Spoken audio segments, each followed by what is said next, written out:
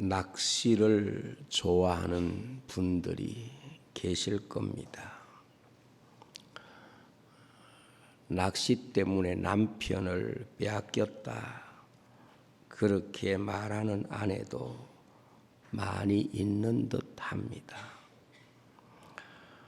낚시에 빠진 사람들을 보고 낚시에 미쳤다, 이렇게 말하는 것을 보면 낚시는 매우 중독성이 강한 취미 같다는 생각이 듭니다. 사람이 낚시에 빠져들게 되는 이유가 뭘까? 저는 낚시를 할 줄도 모르고 해본 적도 없지만은 낚시가 가지고 있는 그 구조는 굉장히 흥미로울 것이라는 생각이 들었습니다. 낚시는 한 장소에 두 가지 다른 현장이 있습니다. 물 바깥이라고 하는 현장에는 고기를 낚겠다는 사람이 있고, 물속이라고 하는 현장은 그 물고기들이 살고 있는 현장입니다. 물 바깥에 있는 사람이 물 속에 들어가서 살 수는 없고, 또 물 속에 있는 고기가 물 바깥에서 살 수가 없습니다. 서로 공존 안 되는 두 현장을 연결하는 낚싯줄이 있고 낚싯대가 있고 바늘이 있습니다. 물속이라고 하는 현장은 물고기가 있고, 물 바깥 세상은 사람이 있습니다. 다른 현장을 연결하는 낚싯줄을 가운데 두고 두 세계가 서로 연결되어 있는 것을 보게 됩니다. 사람은 물 바깥에서 물 속에를 들여다볼 수는 없지만, 그러나 눈에 보이는 것을 보기보다는 계속해서 보이지 않는 그 물속의 세상을 생각하고 상상하면서 그 속에 있는 세계를 얻기 위하여 낚싯대를 들여놓고 있는 것입니다. 저는 이것을 생각을 하면서 사람은 서로 다른 현장을 연결하는 능력을 가지고 있구나, 그런 생각이 들었습니다. 어찌 보면 낚시는 다른 세계를 연결하는 가장 원시적인 인간의 지혜인 것 같습니다. 사람들은 어떤 다른 피조물도 가질 수 없는 자기의 현장과 다른 사람의 현장을 연결하는 수많은 기술들을 발전시켜 왔습니다. 그 아마 가장 초보적인 기술이 전화의 발명이 아닐까, 그런 생각이 들었습니다. 이 전화가 발명됨으로써 서로 다른 현장에 있는 사람이 같이 대화할 수 있고 마음을 공유할 수 있는 같은 공간을 가지게 되는 아주 특별한 기술이라고 생각을 합니다. 현대 사회는 이 기술이 아주 발달되어서 자신의 현장과 전혀 상관없는 지역도 그 통신의 기술로 인해서 상상할 수 없이 우리는 이 세상의 많은 것들을 소유하고 공유하고 살아가고 있습니다. 우주선을 타고 우주에 간 사람이 지상에 있는 관제소와 서로 대화를 나누고 있습니다. 이 지구가 아니라 우주와도 연결하는 인간의 기술로 말미암아 서로가 다른 현장을 함께 공유할 수가 있게 되는 것입니다. 앞으로 우리 자라나는 아이들은 굉장히 동요 같은 것은 신기하게 생각할 수도 있겠다 생각이 들어요. 과거에 우리의 동요들이 대개는 이런 기술들이 발달되지 않았던 시대였기 때문에 지금 자라나는 아이들의 생각으로는 굉장히 이상한 가사가 될 수밖에 없습니다. 서울 가신 오빠는 소식도 없고, 요즘 전화하면 되는데 왜 소식 없는 게 그렇게 궁금할까? 이런 생각을 아이들이 할 수 있습니다. 달에 개수나무 한 그루, 토끼 한 마리. 왜 달에 토끼가 있다고 생각했을까? 과거에 우리가 어떤 현장을 상상으로 생각했던 것이 지금은 실제로 경험하는 이런 현장이 됐습니다. 요즘은 통신기술의 발달로 서로 다른 현장에 있지만은 자신의 현장을 공유하는 놀라운 기술의 발달로 사람들의 삶은 획기적으로 바꾸어지고 있습니다. 지금은 함께 하지 않아도 공부도 할 수 있고, 함께 하지 않아도 일도 같이 할 수 있고, 오락도 같이 할 수 있고, 심지어 함께 하지 않는데 의사가 원격 조정 시설로 수술까지 하는 이런 세대가 되어가고 있습니다. 특별히 이 지구촌이 가장 획기적으로 발달된 것이 바로 디지털이라고 하는 새로운 기술이 개발되면서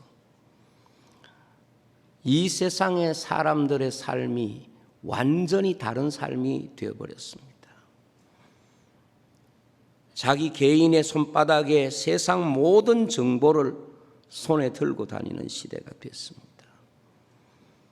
지구촌 어디에 가서도 통화가 가능한 그런 시대가 됐습니다. 생활에 필요한 대부분의 정보와 그리고 삶의 방법들이 연구되고 이용되고 있습니다. 사람은 디지털이라는 기술을 이용해서 전혀 다른 정보를 하나의 정보로 통합시키는 능력까지 가지게 되었습니다.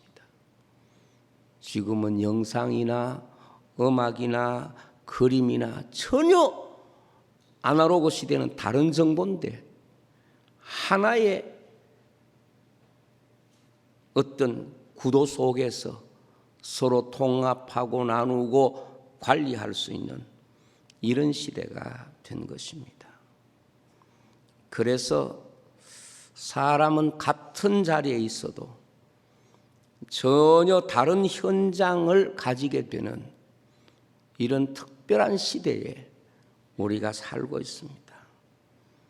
온 가족이 함께 같은 공간을 공유하고 살면서도 내가 연결되어 있는 삶의 연결고리가 어디냐에 따라서 곁에 있는 사람보다 연결의 도구를 통하여 우리가 공유하는 것이 훨씬 더 거리감이 가까운 것입니다.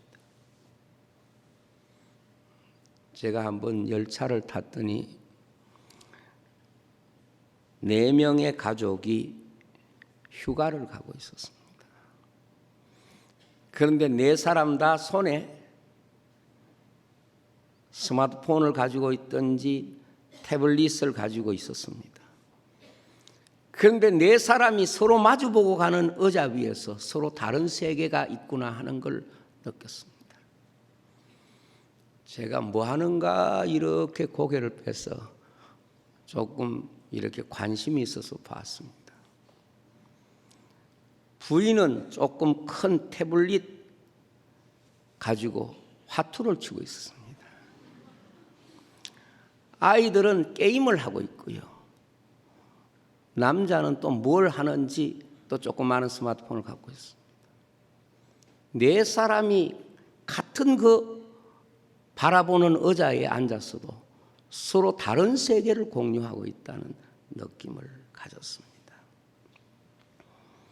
지금은 개인 유튜브라든지 개인 SNS 통해 가지고 자신의 가진 재능과 지식과 자신의 삶을 온 세상 사람들에게 공유할 수 있는 이런 시대가 됐습니다. 가끔 말이지요. 우리 교회의 홈페이지도 인터넷에 올라 있으니까 우리 교회 소식 보고 혹은 설교를 듣고 연락을 하는 이런 분들이 있음을 봅니다. 지금 우리가 한두 사람만 거치면 거의 세계의 어떤 사람이라도 알 수 있고 연결할 수 있는 정도의 정보들이 공유되고 있는 세상입니다. 그러나 이런 사람이 엄청난 기술을 발전시켰음에도 불구하고 아직까지 연결할 수 없는 세계가 있습니다. 그것이 바로 영적 현장입니다. 아무리 모든 것을 다 알 수 있는 기술이 개발이 되었다고 하더라도 영적인 것과 연결하는 도구는 아직 인생에게 없습니다. 다시 말하면 세상과 하나님의 나라를 연결할 수 있는 도구와 기술은 아직 인간에게 없습니다. 예수님은 니고데모를 만나서 이렇게 말했습니다. 육신의 생각은 영적인 세계를 알 수 없고 육신의 생각 가지고는 영적인 세계를 소유할 수가 없다. 그것이 예수님이 니고데모를 만나서 이스라엘의 스승이라고 말하는 이 니고데모에게 가르친 대단히 중요한 교훈입니다. 오늘 이런 말씀이 있습니다.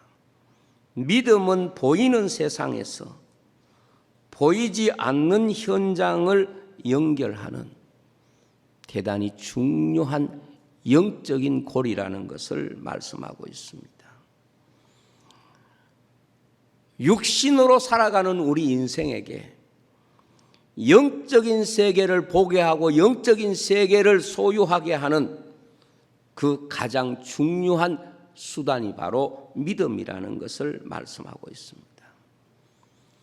그래서 히브리서 11장에 수많은 사람들의 이름이 나오는데 그 이름들 앞에 항상 표현되는 것이 뭔가 하면 믿음으로 누구는, 믿음으로 무엇을, 믿음으로 누구에게, 이 믿음이 먼저 전제되는 것을 알 수가 있습니다. 그렇습니다. 믿음의 사람들은 이 세상에 살면서 사람들이 육신적으로는 전혀 알 수 없고 볼 수 없는 하나님의 나라를 바라보고 그 나라를 그 마음속에 소유하고 살았다. 그렇게 말씀하고 있습니다. 사람이 육체의 눈으로는 세상 밖에 보이는 세계 그것을 보면서 살아갑니다. 그러나 믿음의 눈으로 보는 것은 하나님의 나라입니다. 영적인 세계입니다. 믿음이 없으면 하나님을 알 수도 없고 그래서 하나님을 기쁘시게 할 수도 없습니다. 그러므로 성경은 우리에게 믿음으로 하지 아니한 것은 하나님께 상관이 없을 뿐만 아니라 믿음으로 하지 아니한 모든 것이 다 죄라고까지 정의하고 있습니다.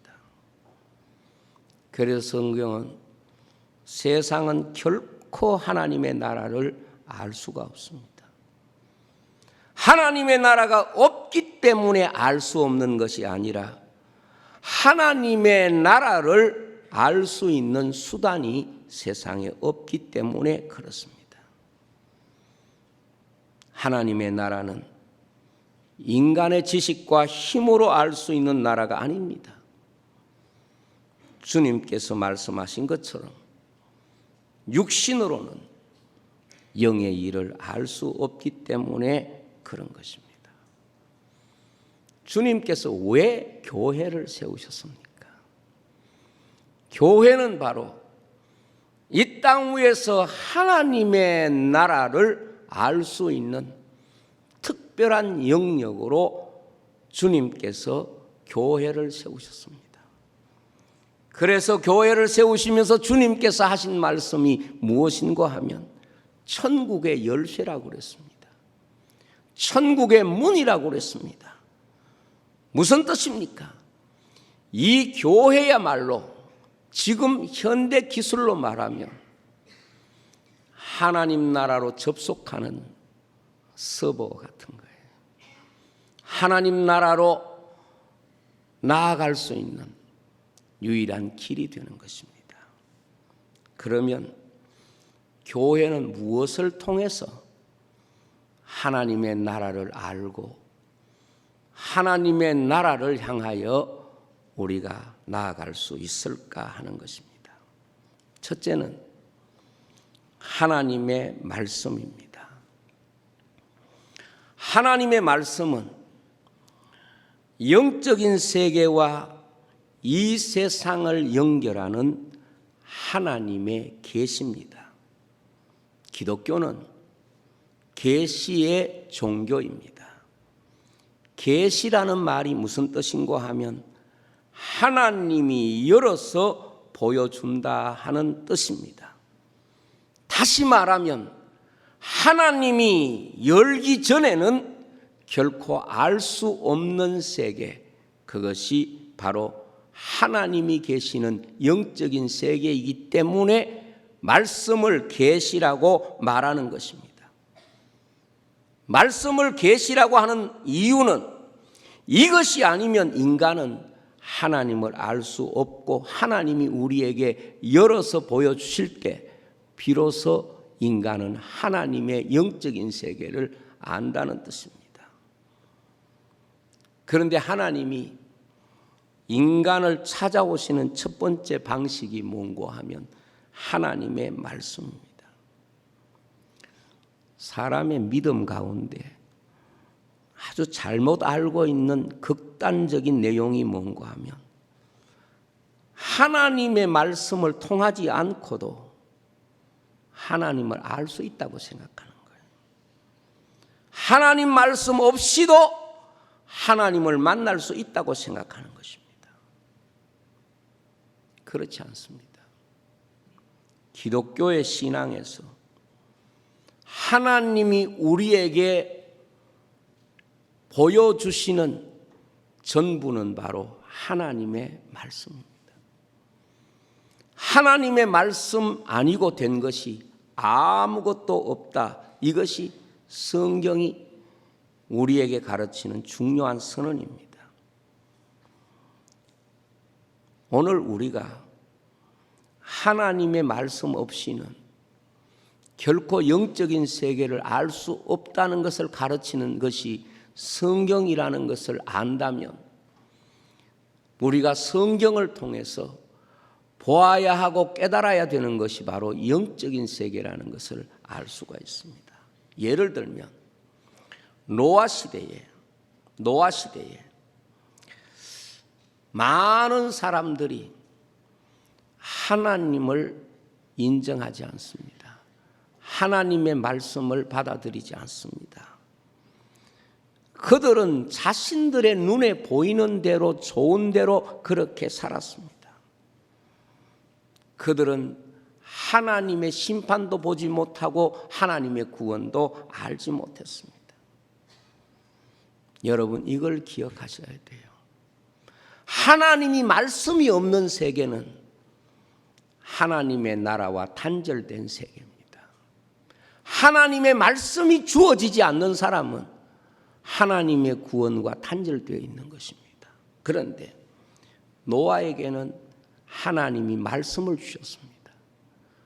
하나님이 말씀을 주셨다는 것이 무슨 의미일까요? 하나님의 세계를 그에게 열어 보여주신 것이고, 그것을 통해서 인간은 하나님의 놀라운 구원, 그 놀라운 구원의 현장에 설 수 있는 것입니다.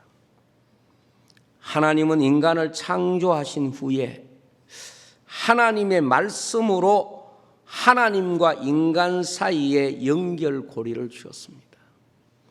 그런데 마귀는 하나님과 인간 관계를 연결하고 있는 그 말씀을 단절시킴으로써 하나님과 인간의 관계를 단절시켜버린 거예요.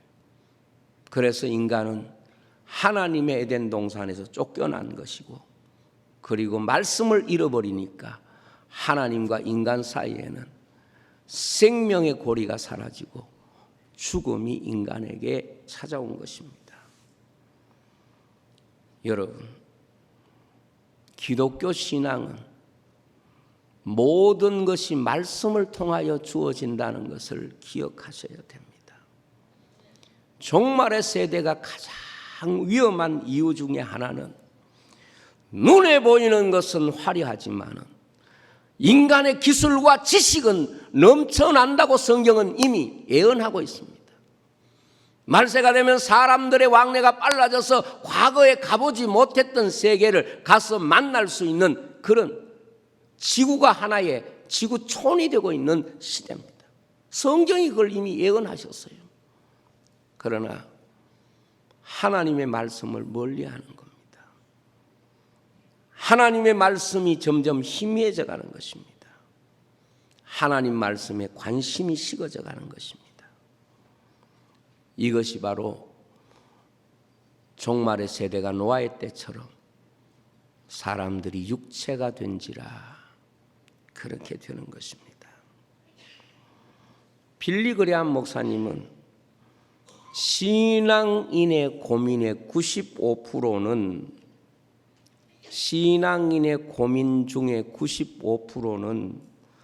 성경을 읽지 않는 데서 오는 것이다. 이렇게 말을 했어요.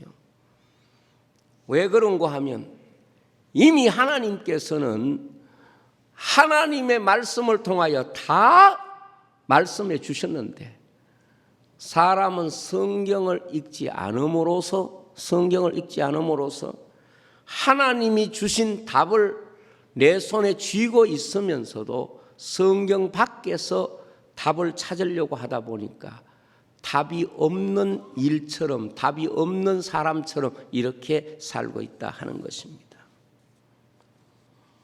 그러면 왜 성경이 우리가 하나님의 것과 우리의 것, 영적인 세계와 육체의 세계를 연결하는 고리냐? 성경의 주제가 바로 예수 그리스도이기 때문에 그렇습니다. 왜 성경이 계시냐? 하나님이신 예수님이 우리 가운데 오셨기 때문에 예수 그리스도를 통하여 인간은 하나님의 구원에 참여하게 된 것이고 그 구원을 받게 된 것입니다. 그래서 말씀이 육신이 되어 우리 가운데 거하심에 그것이 바로 예수 그리스도를 말하는 것입니다. 예수님은 이렇게 말씀했습니다. 누구든지 나로 말미암지 않고는 아버지께로 올 자가 없다 그랬습니다. 믿지 않는 사람들은 이런 부분에 대해서 굉장한 거부감을 갖고 있습니다. 꼭 예수를 믿어야 되나? 꼭 예수를 믿어야 천국 간다면 기독교는 참 이기적이지 않느냐? 이렇게 생각하는 사람들이 많습니다. 목사인 저도 그냥 잘 살면 천국 간다, 착하게 살면 천국 간다 이러면 훨씬 더 설교하기가 쉬울 겁니다. 사람들이 공감하기 쉽기 때문에 그렇습니다. 그러나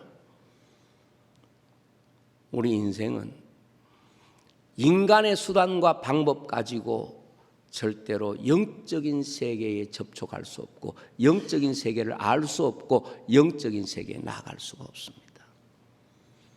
그래서 하나님은 우리에게 말씀을 주시고 우리가 믿음으로 산다는 것은 그 말씀을 받아들이는 것을 말하는 것입니다.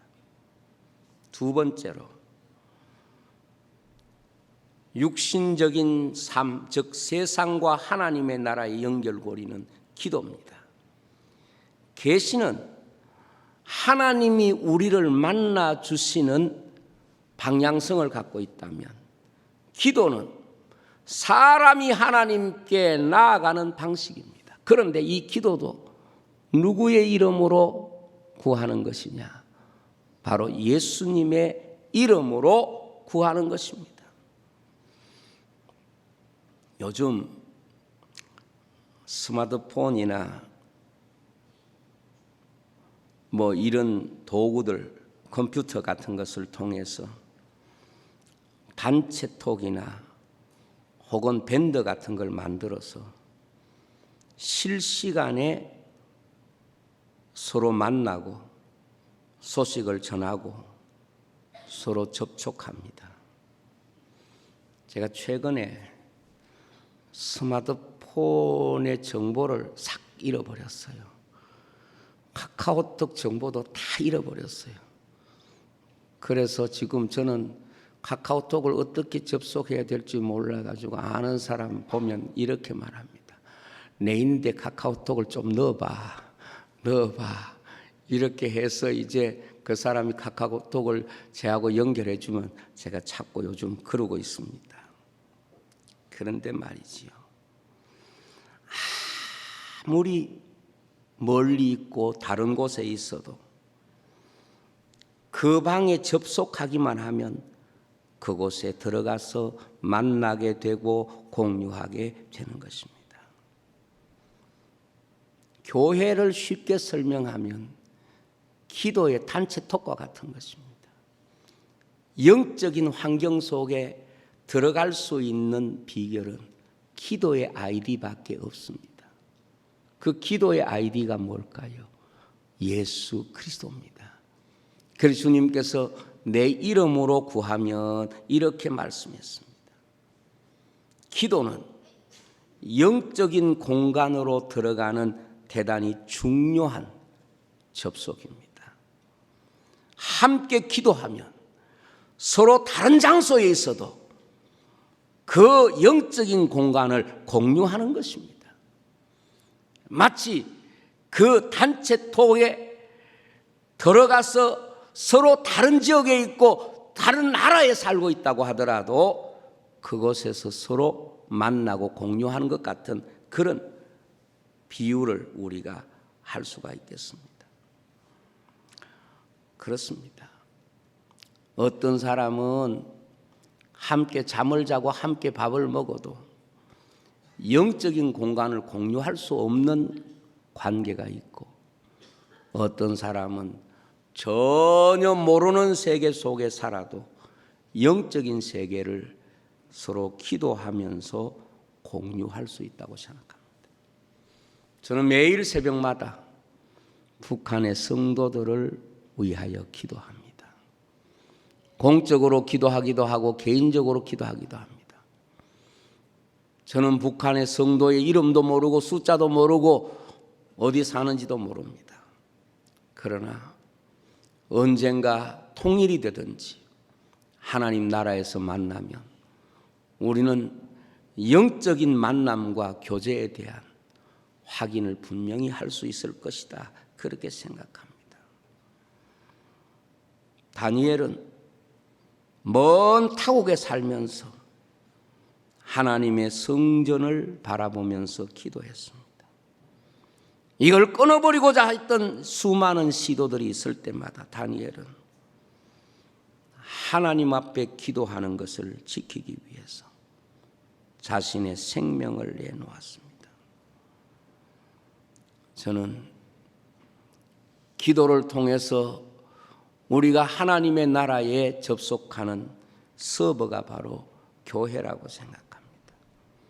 그래서 주님께서는 교회를 기도의 집이라고 말씀했고, 그리고 함께 모여 기도하는 곳에 내가 함께 하겠다고 말씀하신 것이 바로 이렇게 영적인 것을 공유하는 환경으로 우리에게 기도를 주신 줄로 믿습니다.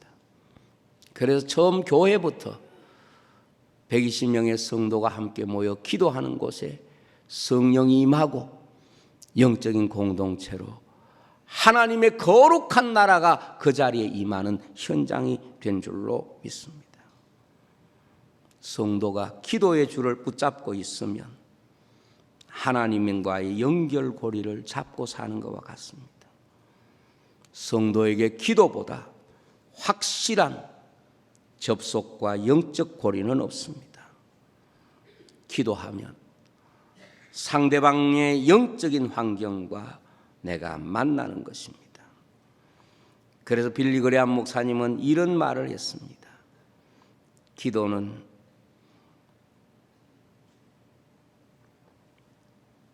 여는 열쇠고 그리고 하루를 마칠 때 기도는 잠그는 열쇠다 그랬습니다. 저는 여러분들에게 이렇게 말씀드리고 싶습니다. 기도는 현대적 표현으로 말하면 로그인과 같은 것이고 그 다음에 기도에서 빠져나오는 것은 로그아웃과 같다는 생각이 듭니다. 여러분, 기도를 통해서 늘 영적인 접촉이 여러분들에게 열려 있기를 주의 이름으로 축복합니다. 교회는 무엇입니까? 말씀의 집이고 기도의 집입니다. 무슨 뜻입니까? 교회는 천국의 문이고 영적인 세계에 나아가는 열쇠가 되는 것입니다.